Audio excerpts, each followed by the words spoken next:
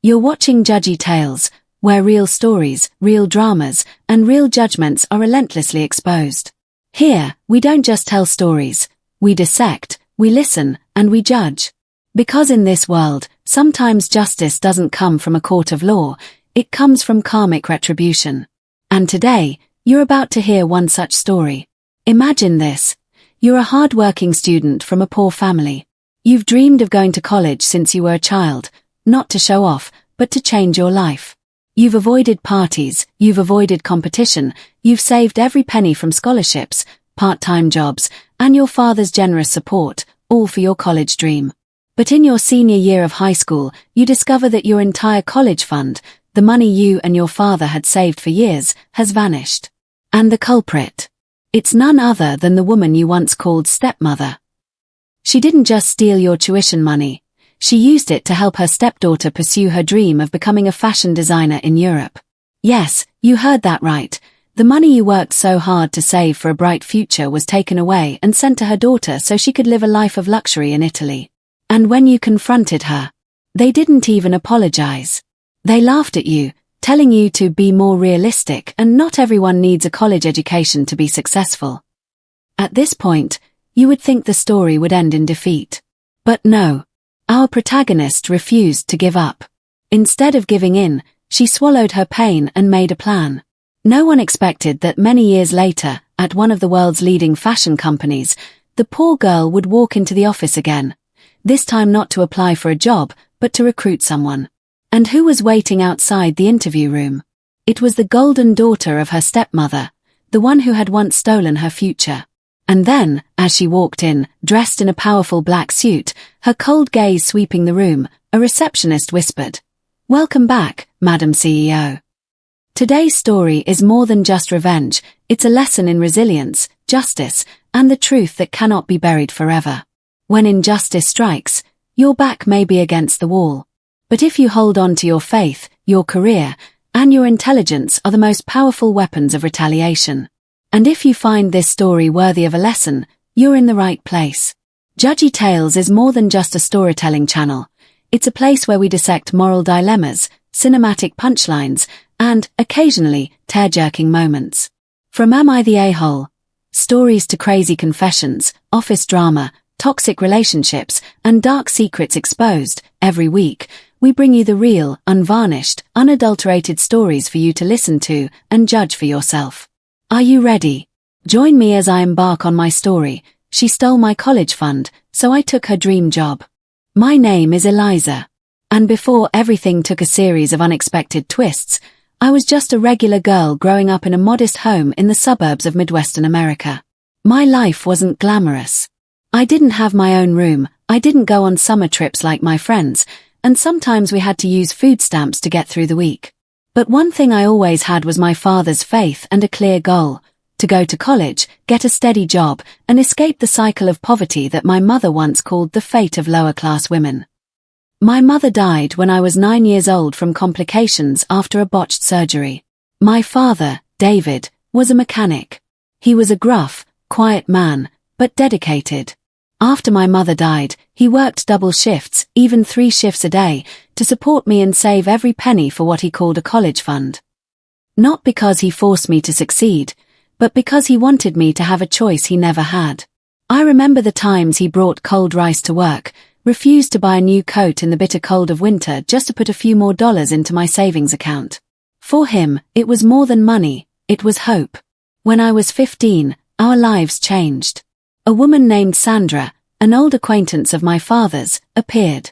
She was a widow with a daughter my age, Marissa.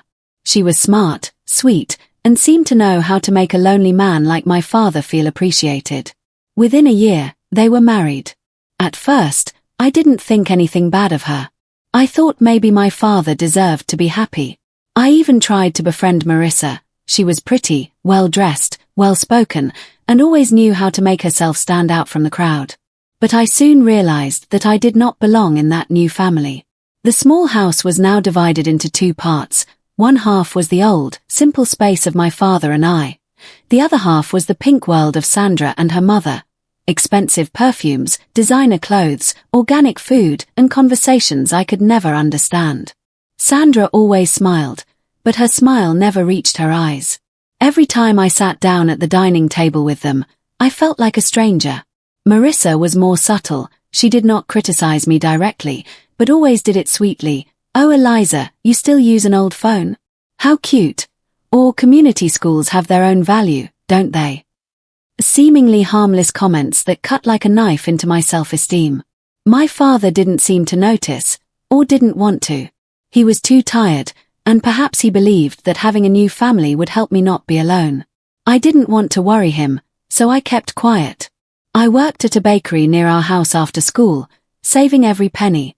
I applied for scholarships, I tutored, and I kept my childhood goal: go to college, study business administration, to start my own company and prove that I didn't need to be born rich to be successful.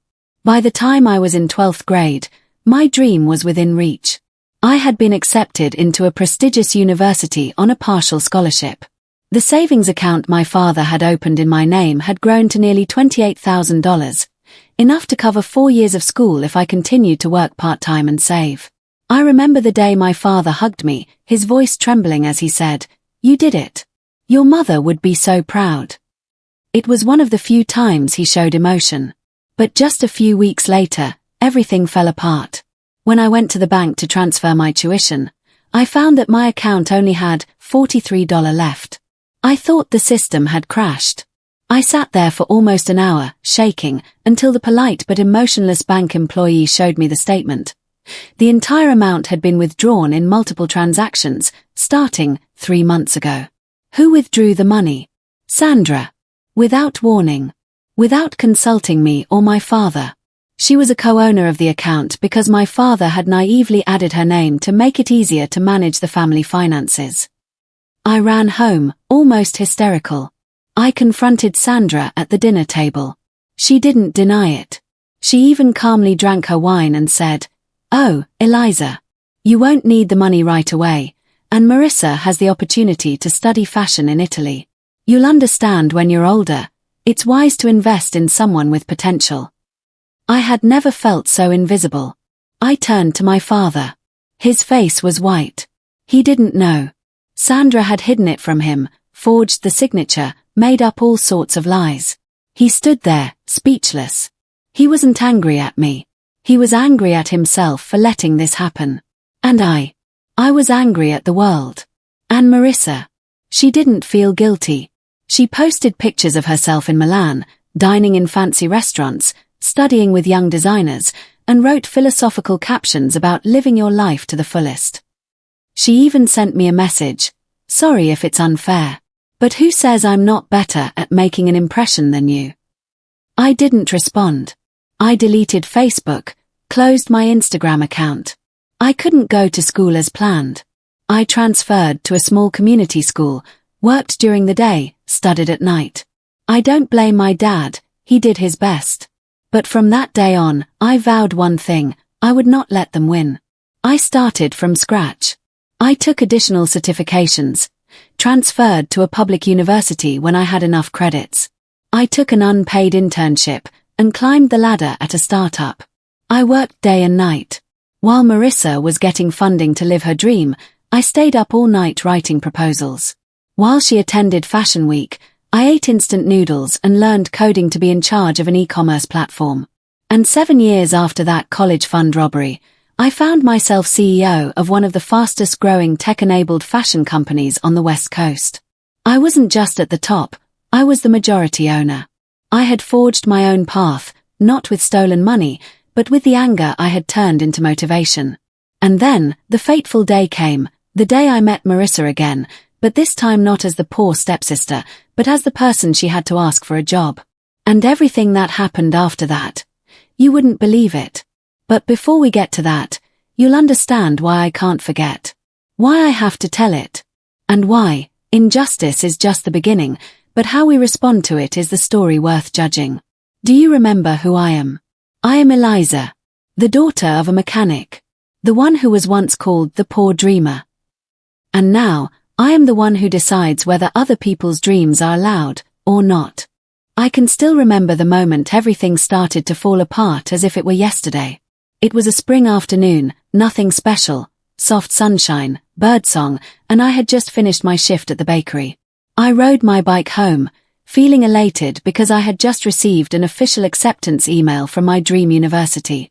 I planned to print out my acceptance letter, prepare my financial documents, and contact the school's accounting office to transfer the tuition fee. I couldn't wait to show my father. He would be proud. It was the result of years of hard work, from late nights of studying to mornings of serving difficult customers with a forced smile. I thought all the hard work would pay off, because I was a hard-working, organized, and kind person. Little did I know that those things would be betrayed in the most cruel way.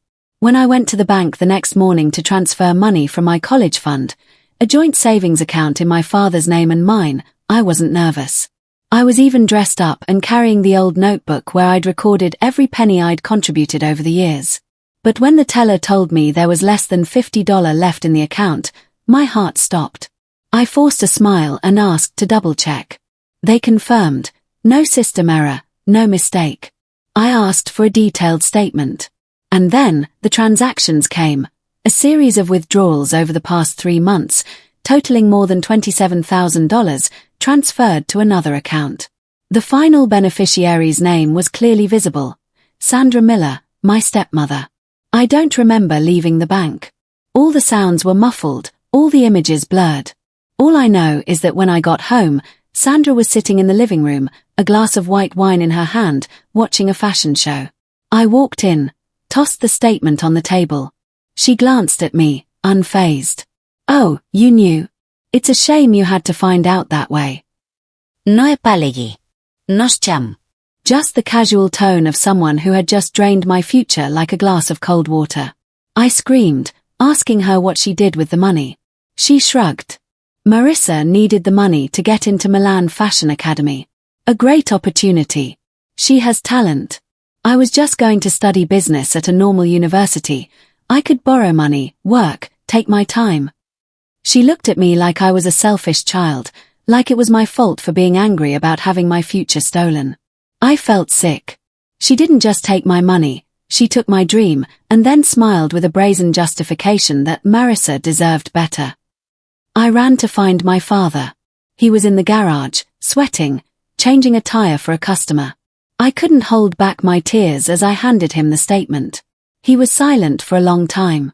Then he asked, "Are you sure it wasn't a bank error?" When I shook my head, he walked into the house. I followed. In front of Sandra, he asked, "Did you do this?" She didn't dodge, didn't deny. She simply nodded and said, "You did the right thing. My daughter has a chance. Your daughter can go back to school anytime." The air froze. My father slumped in his chair, his eyes vacant. He didn't shout, he didn't scold, he just stood there, like a man who had just lost the only thing he held dear in his life, the belief that he could protect his daughter. I packed my things that night. No one stopped me. Sandra didn't care, and my father stood silently at the door. Before I left, I turned to look at him, wanting to hate him, wanting to blame him for being stupid, for trusting the wrong person. But all I saw was the brokenness in his eyes. He didn't deserve to be hated, but he couldn't protect me from that pain either. And so I left, with no college, no money, no family, just a burning anger in my heart and a silent vow. I would come back, stronger, better, and never let anyone control my future again. Marissa, meanwhile, continued her life as if nothing had happened. Her Instagram was filled with pictures of Venice, Rome, Paris. Posing on ancient streets, extravagant dresses, cheap inspirational quotes like "Strong people are not born, they are made." I wanted to laugh at her. What strong people are raised on stolen money? But no one knew the truth. To the world, she was an emerging fashion icon, a young talent, the American girl who conquered Milan. As for me, I was just a community school kid, working part-time at a coffee shop, not even able to afford a decent apartment. But I didn't let myself get down. I enrolled in an online course, learned how to build a personal brand, freelanced for small startups, and secretly watched the fashion world, where Marissa was thriving by stealing my dream. The conflict was not just about money. It was a deep rift in trust, in the relationship between me and my father, between me and myself. I used to believe that if I lived a good life, worked hard, and didn't hurt anyone, the universe would be on my side. But now, I know, the world doesn't care who you are or what you've been through. It only cares about results.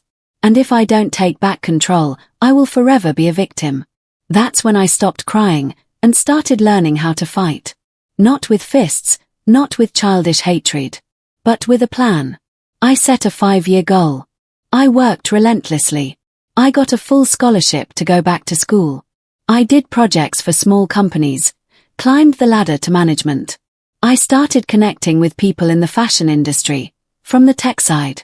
I learned how to use data to analyze trends, optimize supply chains. And I realized, if fashion is a stage, then data and business strategy are the real stages of power. And somewhere in between, while Marissa continued to live in a fantasy painted with other people's money, I, the girl who had been ripped away from her college dreams, had quietly built an empire. An empire that needed no one to give it to me. An empire that I would use to end everything they had ever taken from me. The conflict begins with a theft, but it doesn't stop there. It's the contempt of a woman who believes her own child is more worthy than her husband's. It's the silent complicity of a good but weak father. And it's the arrogance of a favored one who believes he will never have to pay. But I'm here. I'm not gone. And I'm waiting for the right moment to end the game, in a way they never expected. I spent nearly 5 years rebuilding my life from scratch, starting from the ashes that Sandra and Marissa left behind. I had been a penniless daughter, betrayed by my family and robbed of my future, and forged a new path for myself, a life that no longer relied on anyone but myself. I learned to pick myself up, not through sympathy, but through relentless effort and an unexpected revenge plan. I didn't just want justice, I wanted them to feel exactly what I had felt. And then opportunity came, in the form of a job offer from a tech-forward fashion company expanding into Europe. I applied quietly, using my real name, leaving no trace of my past. I went to the interview with a clean resume, an impressive track record, and a strategy that would get the board of directors to say yes. The company was called Mode Nova, a fashion startup looking to reinvent the way consumers shop, using AI and AR virtual fittings. They were making waves in the industry thanks to their young team and agile operating model. After several intense interviews, I was offered the position of head of international market strategy, a position that I knew would, in a few months, include full control over the European deployment partners. I dug deeper and discovered something important. Mode Nova was preparing to collaborate with a group of young designers from Milan for a special project called Renaissance Runway, a series of fashion events spanning from Milan to Paris, London, and Berlin. And one of the names being nominated to be the main face of the campaign was Marissa Miller. When that name popped up in the internal document, my heart pounded so hard it felt like it would burst out of my chest. Marissa, the Instagram fashion influencer who'd used my stolen money to build her career, was now the target of the very company I was leading the strategy for. I'd rehearsed this moment in my head hundreds of times, but nothing had prepared me for what it would feel like when it actually happened. I knew that if I handled it wrong, my emotions could get the best of me. But I wouldn't. I wouldn't scream at her, I wouldn't expose her in front of hundreds of people, at least not yet. I would let her fall into the trap. And I would design that trap using the same dream she'd stolen from me. I held a round of due diligence, asking each candidate to submit a business plan, financials, and design prototypes. Marissa's team sent a collection inspired by the beauty of overcoming adversity. I almost laughed. Did she know what adversity was? Maybe her adversity was not finding the right wine in the studio. I sent a request for financials. And as I expected, her personal funding for the first few years was not clearly documented. All she wrote was family support. I pretended not to notice. Instead, I organized an in-person pitch, inviting the candidates to Mode Nova headquarters to present their vision. When I knew Marissa was coming, I prepared everything to make the encounter exactly as I wanted it to be. That day, I wore an elegant cream-colored suit, my hair pulled back, and my demeanor was calm. I walked into the conference room, where more than 10 people were waiting, including the company CEO, the brand directors, and the creative advisory board. Marissa walked in a few minutes after me. She wore a backless black jumpsuit, oversized sunglasses, and walked with a haughty gait as if the world owed her a bow. But when her eyes met mine, she paused. First a flash of surprise, then recognition, then concern. She was confused for a few seconds, before regaining her composure, smiling falsely and saying, "Oh, I didn't expect you here." I smiled, coldly, "Me too. But it's a small world, isn't it?" No one in the room realized the shock that was brewing between the two women who had once been reluctant sisters. The pitch began. Marissa introduced the collection, the clichés delivered with confidence. She'd practiced, I knew. But as she spoke, her eyes grew more uncertain as I asked pointed questions about supply chains, mass production feasibility, and target markets. She fumbled, stumbled a few times. I didn't have to do anything more. Her lack of real industry knowledge gave her away. At the end of the meeting, I thanked her and said, "We'll announce the results next week." But I knew it was only the beginning. 2 days later, I sent an internal report outlining the risks of working with candidates who were not transparent about their personal finances, highlighting Marissa's team's unaccounted for spending. I didn't specifically mention stolen money.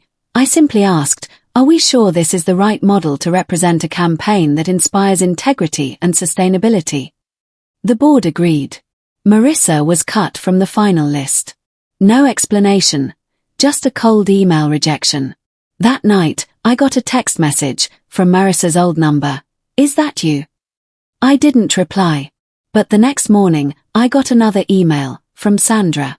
"I don't know what you're doing, but stop. Don't ruin Marissa's career. It's not about the past. It's my fault." I almost laughed at that. Finally, she admitted it. But it was too late. They took my chance, and now, I'm just starting to get it back. But the real twist wasn't Marissa being eliminated. No. The twist was at the Renaissance runway campaign launch in Milan, where I took the stage, introduced as Chief Strategy Officer, the person behind Modenova's global vision. The room was packed with people, reporters, investors, and people who had followed Marissa online. When I walked out, the flashbulbs went off, and in the second row, I saw her eyes wide, her lips pressed together, her whole face frozen. She didn't know who I was, until my name was called, along with a brief biography of how she'd overcome adversity to get to where she was. I looked her straight in the eye as I said the last sentence of my speech. "Be careful what you steal. Because the person you trample on today may be the one who chooses you tomorrow." The audience applauded. Marissa sat motionless. And I knew, I didn't need to say anything. The look in her eyes was proof of something no one else knew better than I did. The game had been turned. She had been the one who stole my dreams, but now, I was the one who took control of the stage she dreamed of walking on. Not through hatred, not through humiliation, but through triumph, where justice had finally found its light. And that was the climax. A twist that no one could have predicted. Not the gunshots, not the leaked clip drama, not the media scandal. But the moment a girl whose future was robbed returned to proud silence and put an end to a 5-year lie, with the very success they had once prevented. Tools. As the lights at the Rena campaign launch went on. 3 days after the Milan campaign, I convened an internal meeting to discuss strategic partnerships for the following fall. I proposed a purge of unsustainable influence, in which the company would publish a list of influencers with questionable ethics or financial integrity and declare them unfit for any partnership. I didn't mention Marissa directly, but I knew that my criteria would put her on that list legitimately and legally. When I presented the report, Modenova's CEO sighed, "I know this is controversial, but you're right. The company needs a cleaner path." The list was approved. And 3 days later, it was sent to our entire European partner network. Marissa was no longer in the grip of a single scandal. She was now a name to be avoided by both the mid- and high-end fashion systems. I knew she would respond. And she did, with a 500-word Instagram post where she talked about the invisible forces that are trying to tear down self-made women. But this time, no one was as enthusiastic in her defense. Because the brands. I didn't stop at just cutting her off from the partnership. I wanted to cut the roots she was clinging to. I created a new brand strategy team within the company, and as creative director, I launched a collaboration program with fashion students who really needed the opportunity, and I chose a familiar face. MIA, an old friend Marissa had publicly ridiculed for wearing her own clothes. I remember that day, at a student party, Marissa laughed loudly. "You wear a dress like a curtain, who would dare to walk the catwalk?" That comment made MIA quit design for 3 years. But I found her, and sent her a special invitation. Mia was back, and this time, with the backing of a major brand, she was shining like she had always dreamed of. Mia's debut collection, with the concept of rebirth from damage, became the main theme of a campaign at Paris Fashion Week. Marissa, upon seeing a poster of MIA with the words "From Overlooked to Unstoppable," shared it on her Instagram story with a sarcastic smiley face, then deleted it. But people took screenshots and started bringing up Marissa's past bullying of small-time designers. Stories that had been buried were slowly dug up. An old video of her mocking others for wearing second-hand clothes suddenly went viral. Things started to turn around, and I just added fuel to the fire. I sent an anonymous email to one of the most respected fashion tech publications, along with evidence of Marissa's shady financial dealings, the same ones I had extracted from her previous collaboration application. I didn't name names, I just raised the question: if influencer X has received undisclosed funding from someone else's account, is she worthy of representing a generation of honest creators? The article was published 2 days later, and by then, Marissa was panicking. I heard, from a former employee, that she had fired her assistant, lost 2 sponsorship deals, and been flagged for a personal tax audit. Sandra also kept calling Mode Nova to clarify why she was refusing to cooperate. But I had set up a contact filter. Anything from the Miller family's address was moved to a back folder and never read. I wanted them to feel helpless, to feel ignored, cut off from the center they thought they were at the heart of. A month later, Mode Nova held an internal event in Berlin where I was the keynote speaker, presenting on restorative leadership. I ended my speech with an untitled slide, just a quote: "The best revenge is not to hurt someone, it's to force them to watch you do better without them." The audience applauded. But I knew that the quote was more than philosophy, it was a knife. Because in Berlin that night, Marissa was there, as a guest of a media outlet that wanted to make peace between the parties. She arrived late, unnoticed, and left early, quietly. I started getting letters from people who had known the Millers, some apologizing, some wanting to reconnect, some asking for a chance to work together. I turned them all down. Not out of pride, but because I knew, if they were willing to turn their backs on me when I had nothing, they could turn their backs on me at any time. I built a new team, based on values, not reputation. One night, I got an email from Marissa's personal address. It was just one line: "You won. But I still don't understand, why did you do it?" I read it over and over again, and I felt numb. Not out of pity, but because she was finally showing her true emptiness. She didn't understand. And she probably never would. Because someone like her didn't know what deep hurt felt like, didn't know what it felt like to be betrayed by the person closest to her. She never had to pick up the pieces of her trust and rebuild her life. So she couldn't understand how someone like me, who had been kicked out of college for not paying tuition, who had slept on friends' couches, could stand here, strong and calm, without screaming or violent retaliation. I didn't reply to that email. Because silence, in this case, was the loudest. I left her with that question for the rest of her life. Left her wondering every time someone mentioned me. Left her never quite sure she understood what had really happened. It was the perfect revenge, leaving the hurtful person with eternal doubt about whether they deserved it. And if they did, who was really wrong? A few weeks later, Sandra, my stepmother who had taken over my college savings, sent a handwritten letter to the company. No return address. She said she just wanted things to be fair between us, that things had gone too far, and that she asked for my forgiveness. I read the letter in my office, under a dim yellow light and a soft, lo-fi soundtrack. Then I folded it up and threw it in the trash, without hesitation. Forgiveness wasn't what I needed. Nor was it what she had the right to ask. I left the office late at night. Berlin was cold and quiet. I walked down the street, as light as I had ever been angry. Because everything I needed to do, I did. No one was imprisoned. No one lost their lives. But the careers, the reputations, the power they were so proud of, were now in my hands. Not by playing dirty, but by playing right, playing better, and playing to the end. I didn't need to push anyone down. They fell under the weight of what they had trampled on others.